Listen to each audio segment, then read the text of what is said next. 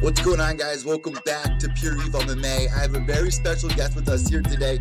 Joining me once again, we have Dhiego Lima. What's going on, Dhiego? How you doing? What's up, boss? I'm doing great, man. Thanks for having me again. Everything good, man. So, obviously, last time we talked, it was literally right before you were on the season Ultimate Fighter, season 25. A lot has happened. So we have a lot to catch up on, and I really want to catch up kind of from most recent. You just had this fight with Yushin Okami. Your brother just had that fight with Rory MacDonald. I mean, there's been a lot of exciting things going on right now in the Lima household, huh? Oh, yeah, for sure, man. We've been busy, It was a great year last year, and, we wanted to start with a few extra fights this year, but, it didn't happen, and we each got only one, so, but it's been great, man. It's been busy, and, we've both been healthy now, and we've just been training. It's been great. So what was that fight like with Yushin Okami, man? I mean, the guy's a freaking legend in MMA. Was it kind of intimidating fighting him? But at the same time, I mean, you're no stranger, Not at all, I've been in the sport for a little bit now, and man, my brother has fought for a title before, so I've been around, big fights my whole career, and it was just, and on that one, man, it was just bad luck, man, bad luck. I tore my cartilage on my rib 30 seconds into the fight, so that was just bad luck, man. It sucked. Well, also speaking of bad luck, I mean, well, actually good luck. You made it to the tough finale once again, but unfortunately Jesse Taylor popped, and I've been wanting to know your input on this. Of course, this was after the fight that you guys had, but how did that make you feel when you found that information out about Jesse? Man, at first it sucked, man. At first I was hurt, man. I was like, man, that's bull, because it was right after the fight, so...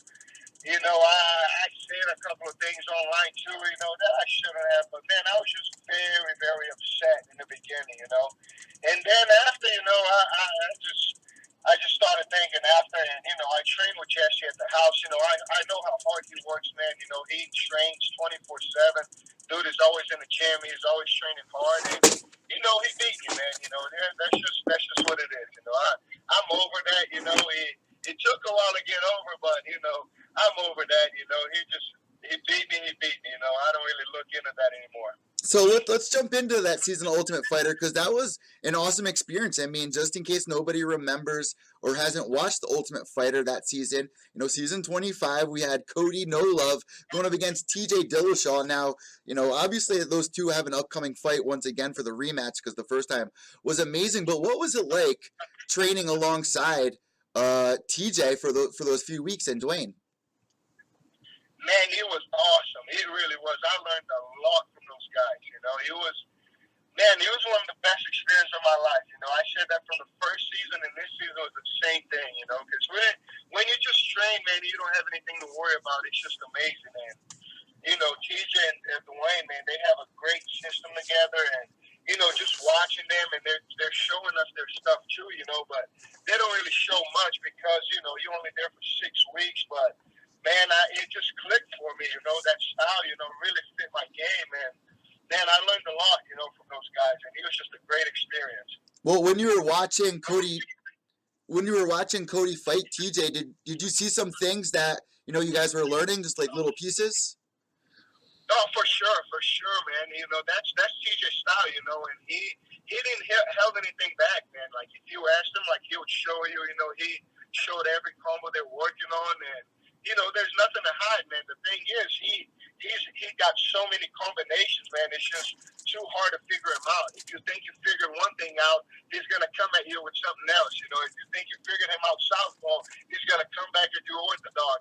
And if you think he's kicking, he's gonna come at you and box. And if you think he's boxing, he's gonna wrestle you. So, that's the guy, man. Even if he shows you everything he does, it's just too hard to figure it out because he's got that system down, man.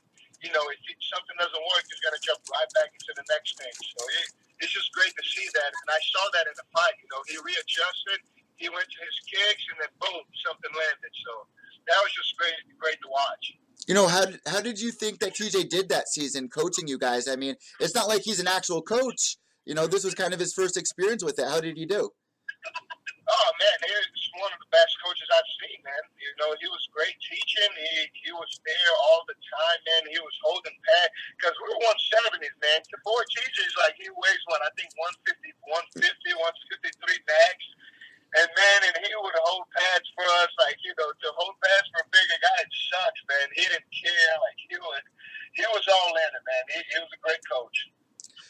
So that season, it started off TJ's team, your guys' team was doing an amazing job. And then, they were trying to get like a weak spot on you guys, and they thought that you versus Hader Hassan would be the turning point. Hader had some comments to say, and you've commented on it before, but now that you have had some time to digest, have you reached out to him like, hey man, like what was that all about? Or, where did you leave off with him? Oh man, I don't really, man, like stuff that happens in the past, I don't really care about, man. Like we saw each other at when we did the tough show after, we talked about it, it was just, there's a lot going on there, man. They pressured him a lot there, they were like, hey, you gotta fight. So, his back was against the wall, and, it just bad, the whole thing, the way the whole thing went down, he was just, they needed to win bad, and, they put that pressure on him, and then they're like, oh, you gotta fight somebody, your teammate. Oh, okay, that's more pressure. And then they kept, hey, can you beat him? Like, it's just a lot of things, man. It wasn't good for him, and, that's all about, man. That's it. We're cool now, that we don't let something like that get in the way of a friendship. He's a great guy, man. He's a really actually great guy. He's very nice. Like, he's nice to everyone. He's very humble, and, that's how it is. Well, that's the thing. I mean, when I was watching that season and I was watching the episode where they matched you two up, I was like, oh no. Because the whole time I was like, I hope they don't match these two up. I hope they don't match these twos up. Yeah, I know, man. From the beginning, too, I was like, that, come on. And then it kept going to the end, and then, it happened, So what was that season like, man? What was your favorite moment on that season? You had fights with Tom Gallicchio, who actually did a lot better than a lot of people expected. Did he catch you guys off guard, really, coming into it? Heck yeah, man. Tom's the man, but, he didn't catch us off guard, man, because we trained with him, and he, man, in training, like, if he takes you back in training, man, like, you're not getting out, like, it's really hard to get out, and then the guys he fought, it was great matchups, they were very strong guys, but not really, a bit known jiu-jitsu guys, so, he knew it, man, he was confident, and, especially with Eddie, Eddie's such a big guy, man, and everyone's like, man, Eddie's going to tear him apart, but, jiu-jitsu is jiu-jitsu, man, and, Tom found a way to take the bag, and that's what happens, man. When that dude takes your bag, it's no joke.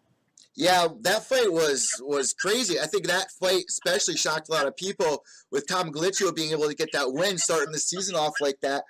But what do you think was, your favorite moment from this season of Ultimate Fighter? Man, favorite moment was making it to the finals again, man. Just getting that hand raised and being there for 6 weeks, man. A lot of training, put everything into it. And then when my hand was raised, when I fighting Tom sucked, because I liked the guy so much. But, once my hand was raised at the end, that was, it's like, here we go again. I made it back, and it's just very exciting. So moving forward, man, some big things have been happening in your guys' life. Obviously, this fight with Rory MacDonald that your brother just had. Can you walk us through that? Can we relive that fight? Because it really seemed like your brother had it in the bag in the first couple of rounds there. What was going through your mind in those first few rounds? Man, the first few, when he landed a few kicks, man, we're just like, oh yeah, here we go. We pretty much knew he was going to be our night, man. And then the third round, he lands that other kick that drops him, mounts him. We're like, okay, here we go. I think that was in the fourth round where he dropped him with the kick. And then we saw Rory's leg, man. And, I looked at my coach, and we're like, holy crap, like, that's bad. And, we didn't even know he was going to come back for the fifth round, man. And, that's just one tough dude, man. The fifth round, he came out southpaw, and he just rushed him and was able to get him down. And I don't know, man. My brother, he just stayed in his guard, but we kept yelling, hey, look to get up, get up. Because if he scrambled, he only had one leg. But, it clicked off on him a little bit. He's still to this day, man, he's so pissed about that round. And, it is what it is. He learned a lot, but, it just shows him what level he's at. And that fight only grew him, man. Only grew him. Because now, it's going to be trouble from now on for whoever fights him. It always was, and, this now is just going to get even worse. You know what's going on in his mind? Obviously, they're trying to match up Rory MacDonald versus Gegard Mousasi. I actually think they went through with that. You know, how do you guys feel about that? Because your brother definitely wants to get that rematch, and there's really not many other people. That's bull crap, man. There's no reason for that right now. You know, no reason, man. You got these guys at 85, like, what for, you know? Like, Rory barely won that belt. He couldn't even walk out of that cage, man. You know, like, give the guy a rematch, man. You know he deserves it. He was a champ, you know, and a lot of scorecards, a lot of people was like, man, just the damage Rory took. Like, there's no way you can take somebody's belt just by that damage, you know? Like, taking somebody down and doing no damage, you know, that's not a win. Like, give the guy his rematch, man. You know, that's bull crap. I really don't think Rory will ever fight him again. Like, as much damage as he took, I really think Rory has nothing to do, doesn't want anything to do with my brother anymore. And I guarantee you that he's just looking to move to 85.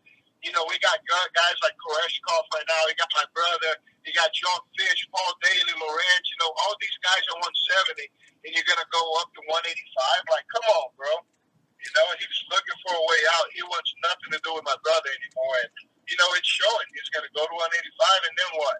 He's just going to pick his easiest fights, you know. He's not going to – I guarantee to you he won't fight my brother unless Bellator is like, hey, this is the fight we're making. I don't care what you say. I guarantee to you that, man. Yeah, it seemed like Scott Coker was kind of hesitant about making Gegard Mousasi up against Rory MacDonald. Obviously, you're against it, you know, for a couple of reasons. What would you like to see your brother do next? Who would you like to see him fight, if not Rory, for the belt, obviously? Man, he's waiting, man. He's waiting. He wants to fight, man. He's been training hard, you know. He wants to fight. And, you know, they said this week we'll know something. So, hopefully by the end of this week, you know, they'll announce what. Oh, we got Dhiego cutting out here a little bit. Hopefully we'll get him back. That's all we know for now. They won't tell him anything, and, you know, we're just waiting.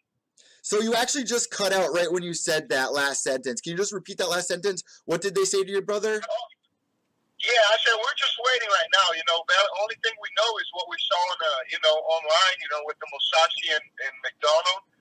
And other than that, man, we don't know anything. We should know something this week about what they're going to do with him. But right now, we're just playing a waiting game and training.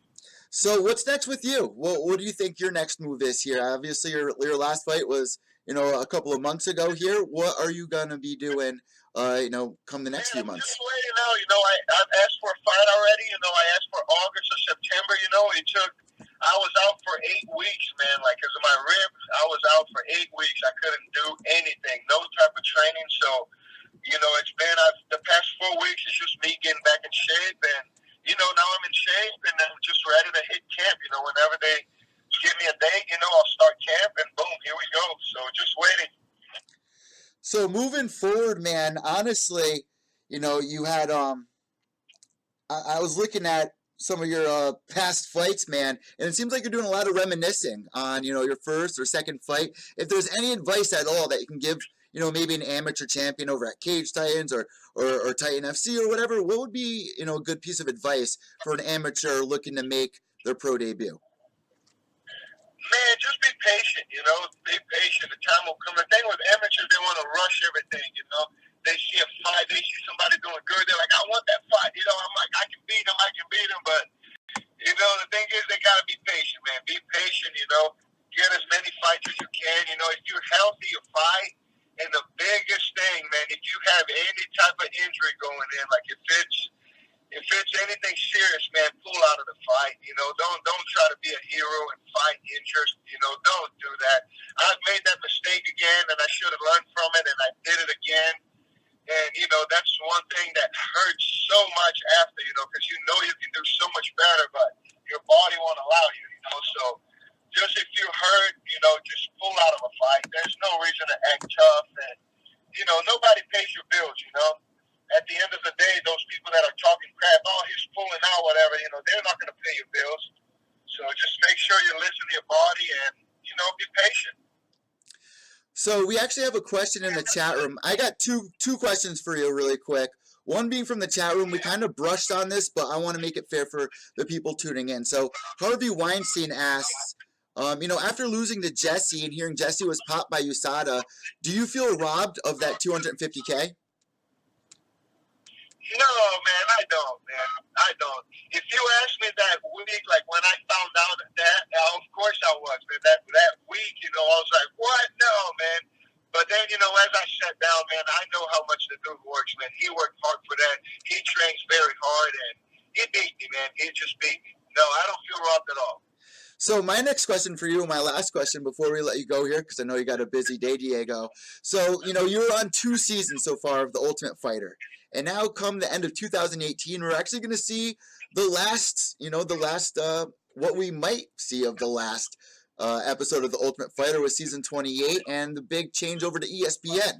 So now we have Dana White's Tuesday Night Contender Series. How do you feel about, the Contender Series? Do you think this is a good idea for them? Do you think Ultimate Fighter may make a return somewhere down the road? What are your thoughts?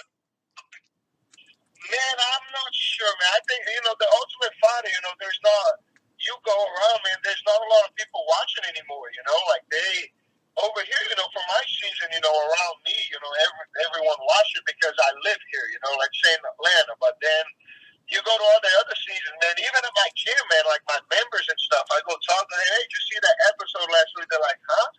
Oh, wow. Ultimate Fighter on. So, a lot of people, I think they're tuned out from the Ultimate Fighter, and the Contender Series picking up right now, man. Those are hungry fighters that wants to make it too, man. And it's just amazing, man. I really like that. This just gives so many kids opportunities, and and you get to see who's got the padded record or not. It's like whoever padded their record, man. You go in there, and it's the real deal. So I really like what they're doing right now. Giving a lot of people opportunities, and I hope they keep that up. I've been trying to get everybody's pros pick on an upcoming fight that is coming up for week 7 or week 6 or week 6 of Dana White's Tuesday Night Contender Series. We have notorious Nick Newell. In case anybody doesn't know, he's from West Haven, Connecticut, about 10 minutes down the road from us here at Pure Evil MMA. He's known for having one arm. He's only lost one fight, and that was against Justin Gaethje. Oh, yeah. How do you think he's going to do on the Contender Series and, soon to be in the UFC? He's going to do great, man. He's going to do great. Like, I think we fought on the same card before, I believe. If he wasn't, I think we fought on the same card before, and I've always been, I've always known him. I've always talked to him, so I've been following his whole career, man, from the beginning. We fought in the XFC before, and, I know the guy, man. He's tough, man. Like, he used to train at Coconut Creek, and, I've had some training partners that trained with him before, man. The dude's a real deal, man. Like, he's the real deal, man. I know how tough he is. He's great on the ground. Like, he's tough as it can be. He hits hard, and, he's a normal fighter, man. He's going to do great. Last but not least, are you a little sad that the Ultimate Fighter is coming to a close? How do you feel about that? Man, it sucks. That's like, man, that's a huge part of my career, man. Like, I'm 6-0 on that show. It's got me 2 UFC contracts, and that show, man, is pretty much my life, man. I love that show, and just to see it go away, man, it sucks, man. It really does. That's gonna be that sucks. Dhiego, I want to thank you so much for joining me here today on Pure Evil MMA once again. We want to wish you best of luck, best of skill in your future journey here in the MMA scene. And last but not least, if you have any shout-outs, any sponsors, anything at all that you want to get out on the table, the floor is all yours. Man, thank you very much, man. I appreciate you having me again. Just want to thank my sponsors, Plant Shirts and Talented Reflexes, man. Just make sure you keep those guys out. I'm always posting stuff about them, and follow them, help us out on social media, and I'm shooting to hear something about my fight soon, and as soon as I have anything, I'll let you guys know, and I'll see you soon, man. Definitely keep us posted. Thank you so much. Have a blessed day. There you go, guys. Dhiego Lima, UFC veteran, Ultimate Fighter. Very cool to see his take, now that we're at the end of the Ultimate Fighter. 28 seasons we're going to be ending on. That's almost 30 seasons. You're doing 2 seasons a year. Dana White Tuesday Night Contender Series, I've been asking a lot of fighters, and it doesn't seem like any of them really are that upset. But when you have somebody like Dhiego, who's been on 2 seasons, who's 6-0 on the Ultimate Fighter, you know, it's a little sad because I do enjoy going back, watching some of these old seasons. You know, the Redemption season, that was a lot of fun for a lot of the people that were tuning in towards the, you know, early years of Ultimate Fighter, like myself or, you know, Ted Check or you guys. So what do you guys feel about the Ultimate Fighter leaving and the new era of Dana White's Tuesday Night Contender Series? Let me know on Twitter, evil_echo, and on Instagram at Pure Evil MMA. Guys, Dana White Tuesday Night Contender Series Week 3 going down this week with Antonina Shevchenko. So before I let you guys go, I promised I would give you my take. And just to let you guys know, I will be giving a better rundown on this and a release of the new show. And before we jump into that, make sure you guys subscribe down below for weekly interviews. And on iTunes, Podbean, Stitcher, Podomatic, you can find all the Pure Evil MMA content at mymmanews.com. You can see that on both sides here. Guys, so this week is a big week for the Shevchenko sisters. Now, I've watched Antonina Shevchenko throughout her Muay Thai career in the past couple of years. She came into Lion Fight. I'll never forget her first fight for Lion Fight. She came in, her opponent didn't make weight. Everyone was upset. Lion Fight gave her the belt. She comes back and actually defends it. Did very well in that fight. Even knocked her opponent out of the freaking ring. It was a violent fight. Antonina looked absolutely amazing. But let me say this. I've seen her fight, I think, three times now, live, in person. I've got to talk with her before and after the fights or whatnot. Amazing team. We all know that she comes from, obviously, a great team, and her sister, training with some of the best in the world, like Rose Namajunas and what have you. But, and I say this with the most respect, and you can look at this 2 ways. So, Antonina Shevchenko in her last fight went down about 8 weeks ago, give or take. It was at Lion Fight 42 at Foxwoods Casino. 41 or 42. I believe Lion Fight 42. So, she had an amazing fight, don't get me wrong. But here's the thing. The fight went to a decision. If she had that same performance on Dana White's Tuesday Night Contender Series this week, spot on, same performance. And you got to remember, it is Muay Thai, it's not MMA. I do not think it would be enough for her to get the contract. But before you throw stones, before you click exit and get mad at me here or comment some stuff, let me say this. Maybe she was playing it safe because we found out that she was going to be on the Contender Series a couple of weeks before she was on Lion Fight. Now, she also was on the MMA Hour. You had all these people weighing in. Her profile on Instagram and Twitter went skyrocketing after that moment. This is a big deal for her. So there's a piece of me that feels like she wanted to play it safe. Her and her team wanted to play it safe because you have to feel if she lost in this fight, even a decision loss and loses the belt, fans are going to feel some type of way. She's going to go in with more pressure on her back. She was going in with a lot of pressure on her back, and I've even talked to them about this, and Valentina even said to me, she was like, I get more nervous when my sister fights than when I fight. And, you know, Valentina, man, she was so awesome in the corner. If you guys watched my Instagram story that night, and you guys can go back, I have it highlighted on my Instagram. Valentina was making sure her sister had all the right corner advice, had all the right, every ounce of sweat dropped off. She even was waving her down with her towel. I was right there. I was no less than 4 feet away from as she was doing that. And when we found out that she won, Valentina runs into the crowd, grabs the flag, and drapes it over her sister. And it was just such an amazing feeling. And I'm very excited to see what happens this week on Dana White Tuesday Night Contender Series. I'm extremely nervous. I try not to be biased. Her opponent is a very tough girl. Me and Nolan actually kind of got into that discussion. You guys can check that out on our Dana White Tuesday Night Contender Series preview, which is down here in the playlist below for you guys and on iTunes and Podbean. But like I said, if she goes into this week and had that same performance, I do not think it would be enough for her to get the contract, especially considering last week's Week 2 Dana White Tuesday Night Contender Series. They gave away 4 contracts, which is a lot.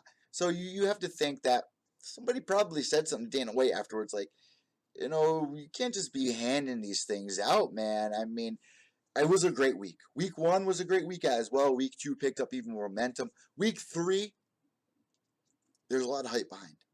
You have Antonina Shevchenko going in there, trying to make her dreams come true. This is huge. This entire season, we have a lot of great fighters coming on. I was just asking Dhiego about Nick Newell. Nick Newell is about 10 minutes away from me right now, training down the road with Justin Sumner. These two guys, you got Nick on week 6, you got Justin on week 7. Just think about the energy inside that gym, the excitement. I am so blessed, and I was just talking with Nolan about this last night. I feel so blessed to be living and witnessing these moments in MMA right now. It reminds me, and I go back to when I was a kid, and I dreamed of this. That's why I say I'm so blessed. Behind me here, let me raise the camera for you guys here a little bit in the studio. I was talking about this last week, and this picture's behind me for a reason here. Right here, we got Roger Maris. You got Mickey Mantle here, 1961. If you guys don't know the story about that, well, I'm from New York. I'm Italian. Trust me, my grandparents told me that story when it was time to go to bed. Now, just hearing the stories of back in the day, what the baseball scene was like in those years, 1961, the late 50s, the New York Yankees coming off, Babe Ruth and Joe DiMaggio and all these big stars. Then you have Roger Maris coming in to break records. Fans didn't like Roger Maris to come in and touch Babe Ruth's record. Mickey Mantle and him were chasing that home run record the entire year until Mickey Mantle unfortunately had to pull out of that home run drive. And we all know the story. Roger Maris breaks or ties Babe Ruth's 61 record. There was a lot of controversy because there were more games or more days in the season or whatever. But just the fact of how special that moment in time was really reflects on where you are right now in mixed martial arts. You have a couple of guys out there like Conor McGregor. You got Ronda Rousey, who obviously is retired, but her name has helped grow the sport in the last few years. You got all these nice up-and-comers making a name for themselves. You got Robert Whittaker. You got Rose Namajunas. You got all these big stars making a rise. And I love trying to make sense of it all with you guys. I feel so blessed to witness this. And Dana White's Tuesday Night Contender Series is going to play a huge role in expanding the MMA scene and getting people excited to go check out more local events. Hey, I saw that guy in Dana White's Tuesday Night Contender Series. I think he can be in the UFC soon.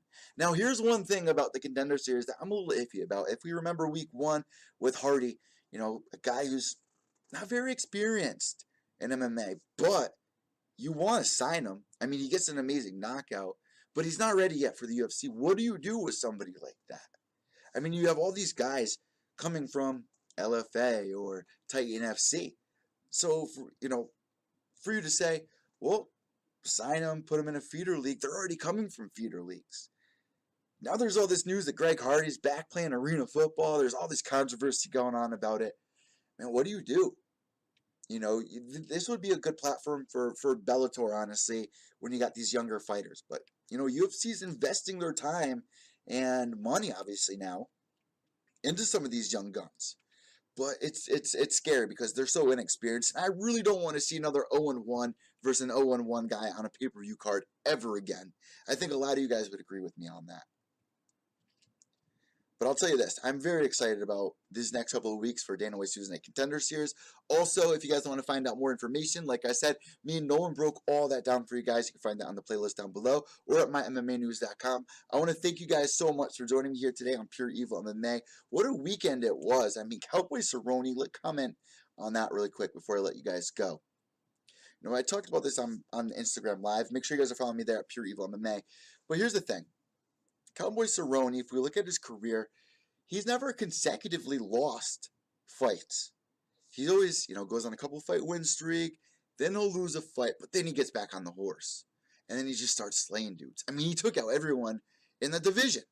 He changed his divisions. Now we're hoping we don't see a depleted Cowboy. But, in the last 2 years,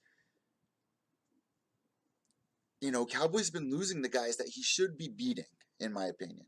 I'm not taking anything away from Leon Edwards. I'm not taking anything away from Darren Till. Darren Till even proven himself against, Wonder Boy most recently. At the same time, Cowboy Cerrone, he fights a lot.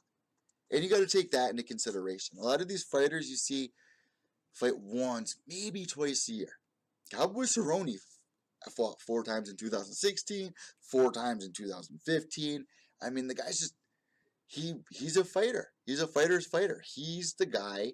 Even if he's losing, he's fighting elite fighters.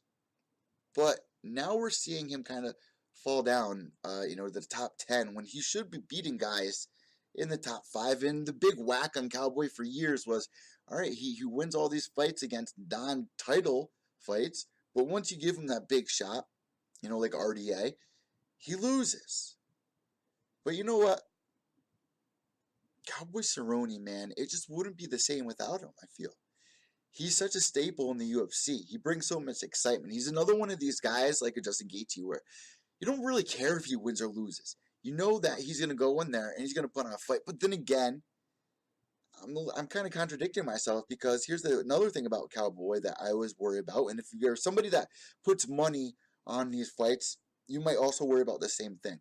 You don't know what Cowboy is going to be showing up come fight night. Now, Cowboy also said after the fight, in case you guys didn't catch it, that he wasn't feeling that well the week of the fight. He was even thinking about pulling out.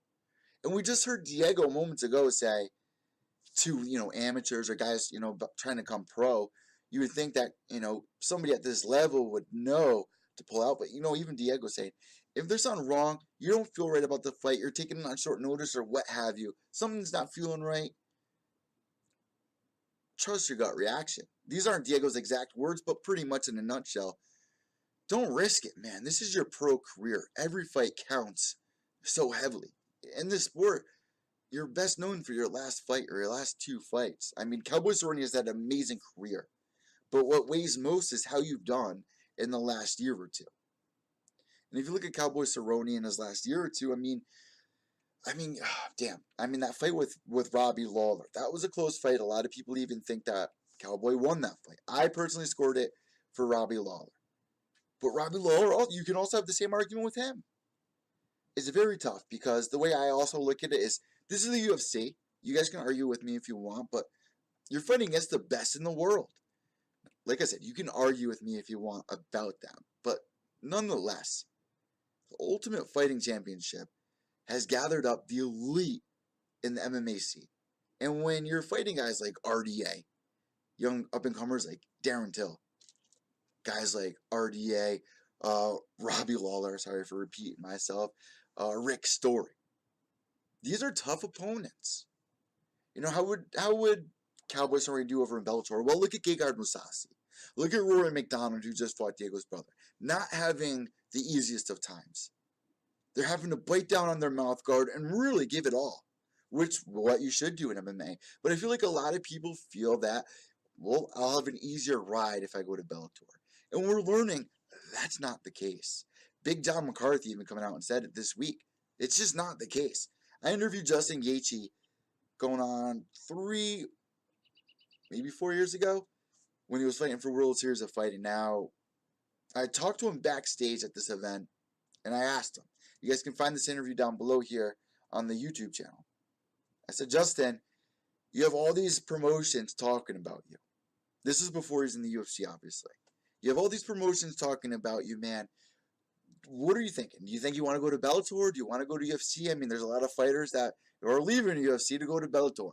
What's your take on it? You know what Justin Gaethje told me? Word for word, maybe not word for word. He said, not all of the best fighters are in the UFC. I had so many people comment and say that he's crazy.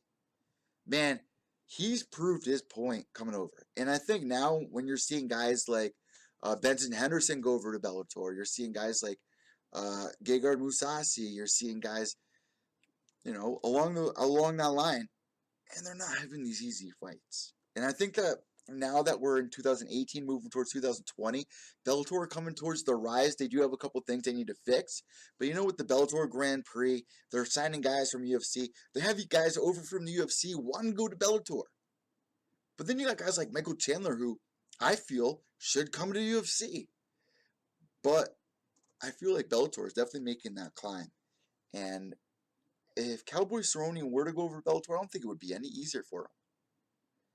I don't know what it is that he needs to change. I don't think he should retire. You'll never hear me say a fighter should retire. But Cowboy also noted, he said, I'm not going to stop until the UFC tells me, man, you've had enough. And one thing that worries me to close this out Because when you have a guy like Cowboy Cerrone that's fighting as much as he does, like I said, fighting 4 times a year, that's a lot. Fighters don't fight that much. And just the simple fact that this guy, as much as he fights and the big names that he fights, isn't extremely wealthy at this moment in his career, or now you have people talking about possibly the end of his career, and he might not be comfortable enough to even retire with, enough money. It worries me. The sport should not be there. And it brings me back to, the Mickey Mantle era, 1961. The fighters need to come together. The media guys like myself, like Nolan, like James, like Kobe, like Chris, whoever. We can only say so much. We can only raise so much awareness. We can only get so many reactions. It's up to the fighters. And I love what Leslie Smith is doing. I'm not saying that's the exact route that people should go. But within the next few years, this has to be figured out. It's just so sad to see guys like Cowboy and the careers that they've had. People like Showtime Pettis, the career that he's had, not be able to retire comfortably.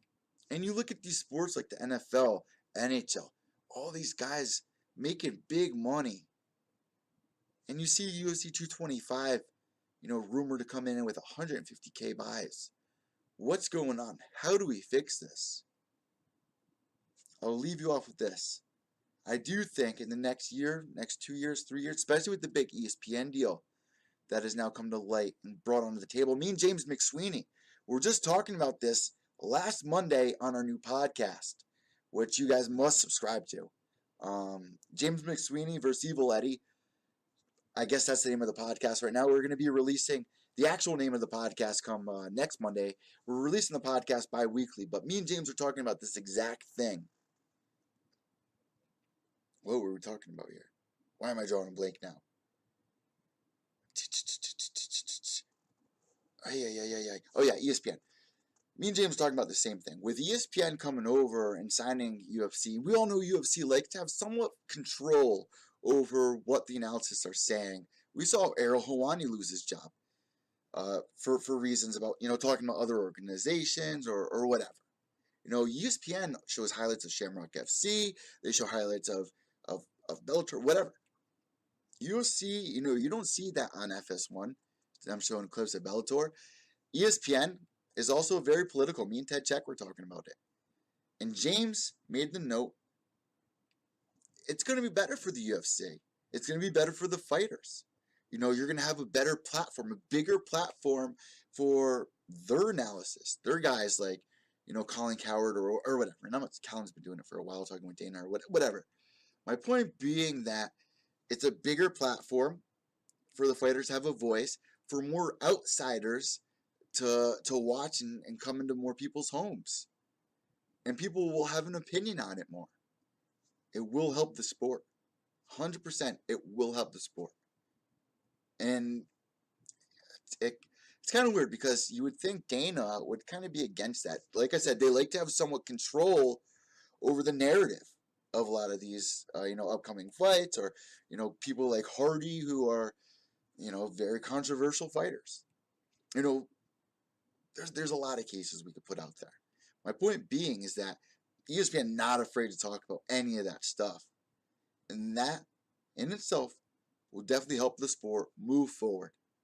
Originally going back, Ultimate Fighter being on Spike, USA, whatever it was at the time. Then getting the transfer over to FS1. Now ESPN. You can only see the rise. And I did say UFC 225 had very low numbers, but you also have to remember there's also a lot more cards that have been coming on in the last few years as well.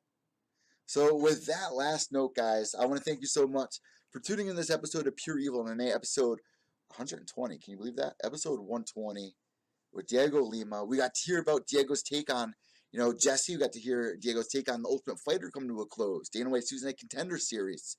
His take on his brother. And he even said that Rory MacDonald probably will never want to fight his brother ever again.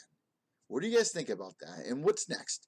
Do you think that Rory MacDonald will, if he does, win in this fight against Gegard Mousasi, would he ever go in a rematch with Lima?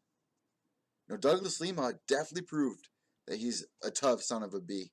Anyone that doubted him before, anyone who didn't know him before, knows who he is now.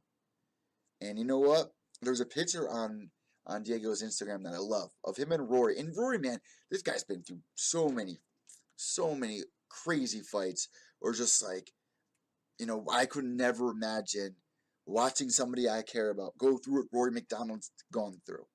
I see it firsthand on press row. Like last week at CES 50, on press row, you're seeing the family members, walk up to the gate right next to the cage to watch, their little brother, their boyfriend, whatever, their girlfriend fight, and it's so hard to watch. Somebody you love get TKO'd and watching the reaction. It's hard to even watch the reaction of the reaction. Very tough sport, and to watch what Rory MacDonald's gone through in the past couple of years, man, how many more fights can he go through with that?